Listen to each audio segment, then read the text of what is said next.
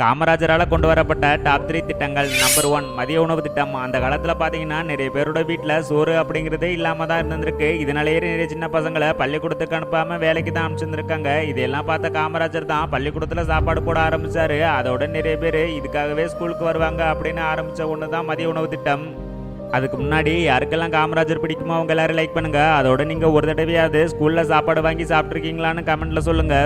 Number 2 கிராமப்புற பள்ளிகள். முன்னாடி எல்லாம் நிறைய ஊரில் பள்ளிக்கூடமே இல்லாமல் தான் இருந்திருக்கு. இதனால ரொம்ப தூரம் நடந்து போயிட்டு வரணும்னு நிறைய பேர் படிக்கவே போகாமல் இருந்திருக்காங்க. இந்த பிரச்சனையெல்லாம் தீர்க்கணும் அப்படின்னு அந்த டைம்லேயே கிட்டத்தட்ட 6000க்கும் அதிகமான பள்ளிகளை திறந்து வச்சிருந்திருக்காரு. நம்பர் 3 பாசன திட்டம். தமிழ்நாட்டில் அடிக்கடி விவசாயிகளுக்கு தண்ணீர் பிரச்சனை ஏற்பட்டு விவசாயமே பண்ண முடியாத நிலைமையெல்லாம் ஏற்பட்டு இருந்திருக்கு. அதை தீர்த்து வைக்கணும் அப்படின்னு இவர் கட்டின ஒன்று தான் மேட்டூர் அணை, கல்லணை அபிவிருத்தி அணைன்னு பல அணைகளை திறந்து வச்சு பாசன வசதியால் பல விவசாயிகளோட வாழ்க்கையை மேம்படுத்தியிருக்காரு.